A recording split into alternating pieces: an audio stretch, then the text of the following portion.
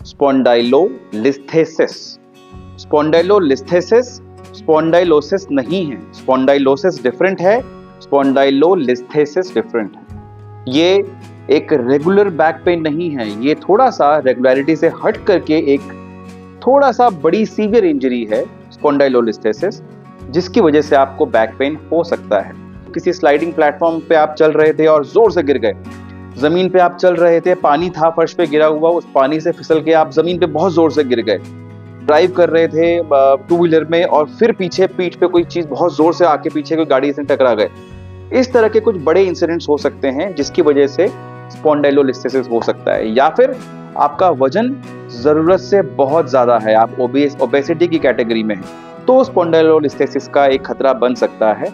तो कभी अगर कमर का दर्द हो और आप डॉक्टर के पास जाएं तो इसका जिक्र जरूर करें। एक्सरे में इसको देख के समझा जा सकता है। जब हम एक्सरे देखते हैं तो उसमें बिल्कुल क्लियर दिख जाता है कि स्पॉन्डाइलोलिस्थेसिस है या नहीं। तो दोस्तों, अगर स्पॉन्डाइलोलिस्थेसिस है तो उस भुजंगासन और स्पाइनल एक्सटेंशन एक्सरसाइज या कोबरा पोज, ये एक्सरसाइज आपको स्पॉन्डाइलोलिस्थेसिस में शायद वो आराम ना दे पाए, बल्कि एक्सटेंशन एक्सरसाइज आपके इस रिस्क को और ज्यादा बढ़ा सकती है बजाय सुधारने के। दोस्तों, स्पॉन्डाइलोलिस्थेसिस में आप स्पाइनल एक्सटेंशन की बजाय अपनी सिंपल सेल्फ फिजियो कर सकते हैं। इसमें आप सीधा लेटेंगे, आराम से पीठ के बल आप एक बेड पे लेट सकते हैं और बेड पे लेटने के बाद में आप अपनी हैमस्ट्रिंग मसल्स जो होती हैं, उन हैमस्ट्रिंग मसल्स को थोड़ा सा स्ट्रेच कर सकते हैं। इसको आप बेसिक स्ट्रेच देंगे तो आपकी पीठ पे इसका खिंचाव कम पड़ेगा, आपकी कमर में दर्द को थोड़ा आराम मिलेगा। सीधे आराम से लेट के अपने एक घुटने को ऊपर मोड़ें और अपने हाथों से घुटने को पकड़ के अपनी छाती की तरफ ले जाएं। छाती की तरफ ले जाके कम से कम 5 सेकंड तक इसको रोकें और उसके बाद इसको नीचे आराम से रख दें।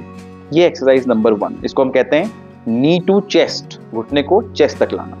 एक्सरसाइज नंबर 2, दोस्तों, इस एक्सरसाइज में आप वैसे ही लेटे रहेंगे और लेटे लेटे अपना एक घुटना मोड़ेंगे और दूसरे पांव के बाहर की तरफ उस घुटने के पंजे को रखेंगे।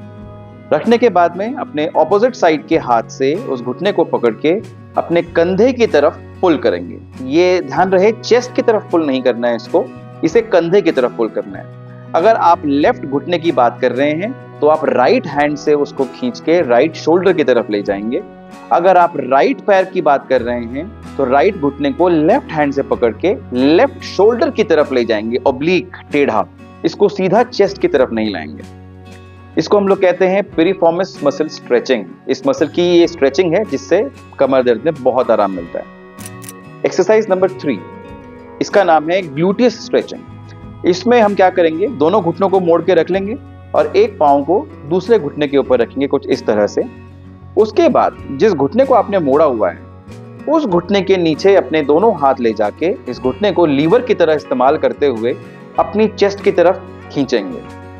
ये खींचने से जो पांव आपने इस घुटने के ऊपर रखा है उसकी जो पीछे हिप की ग्लूटियस मसल है उसमें खिंचाव आना चाहिए। सेम वही है, 5 सेकंड तक रोक के रखेंगे, रोकने के बाद में इसको नीचे छोड़ देंगे।